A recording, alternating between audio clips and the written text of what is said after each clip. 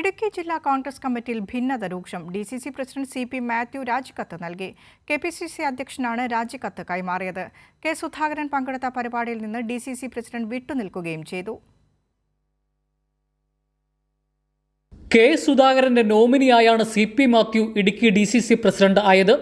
ഈ അടുത്ത കാലത്ത് കോൺഗ്രസ് തെരുവിലിറങ്ങിയ പല സമരങ്ങളിലും ഇടുക്കി ജില്ലയിലെ കോൺഗ്രസ് നിർജീവമായിരുന്നു. ഡീൻ കുര്യാക്കോസിന്റെ തെരഞ്ഞെടുപ്പ് പ്രവർത്തനത്തിലെ CP മാത്യുവിന്റെ വിട്ടുനിൽക്കൽ വലിയ ചർച്ചയായിരുന്നു.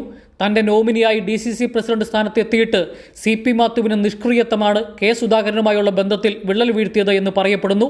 ഒടുവിൽ CP മാത്യുവിന്റെ അടുപ്പക്കാരനായ പെരുവന്താനം മണ്ഡലം പ്രസിഡന്റിനെ നീക്കി പുതിയ ആളെ കെ സുധാകരൻ നേരിട്ട് പോസ്റ്റ് ചെയ്ത നടപടി ഇവർക്കിടയിൽ ഭിന്നത രൂക്ഷമാക്കി. അടിമാലിയിൽ നടന്ന കോൺഗ്രസ് പരിപാടിയിൽ പങ്കെടുക്കാൻ അടിമാലി ബ്ലോക്ക് പ്രസിഡന്റിന്റെ വീട്ടിലെത്തിയ കെ സുധാകരനോട് ഇക്കാര്യത്തിലെ തന്റെ പരിഭവങ്ങൾ പറയാനാണ് CP മാത്യു ശ്രമിച്ചത്. അവിടെ വച്ച് താൻ ജീവിച്ചിരിപ്പുണ്ടോ, തന്നെ ഒരു പരിപാടിയിലും കാണാനില്ലല്ലോ എന്ന് കെ സുധാകരൻ പരസ്യമായി ചോദിച്ചതാണ് CP മാത്യുവിനെ പ്രകോപിപ്പിച്ചത്. തന്നെ പ്രവർത്തകർക്ക് മുമ്പിൽ വെച്ച് അപമാനിച്ചു എന്ന് പറഞ്ഞ CP മാത്യു തൻ്റെ വാഹനത്തിലേക്ക് തിരികെ പോയി പേപ്പറെടുത്ത് രാജിക്കത്ത് അപ്പോൾ തന്നെ എഴുതി കൊടുക്കുകയായിരുന്നു. താനിത് എത്രാമത്തെ തവണയാണ് രാജിക്കത്ത് തരുന്നത്? ഞാൻ ഇതിനല്ല ഇവിടെ വന്നത്.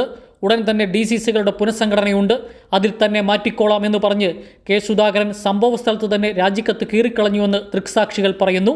KPCC പ്രസിഡന്റ് കെ സുധാകരൻ പങ്കെടുത്ത പൊതുപരിപാടിയിൽ പങ്കെടുക്കാതെ DCC പ്രസിഡന്റ് CP മാത്യു അപ്പോൾ തന്നെ അവിടെ നിന്ന് മടങ്ങുകയും ചെയ്തു. കൈരളി ന്യൂസ്, ഇടുക്കി.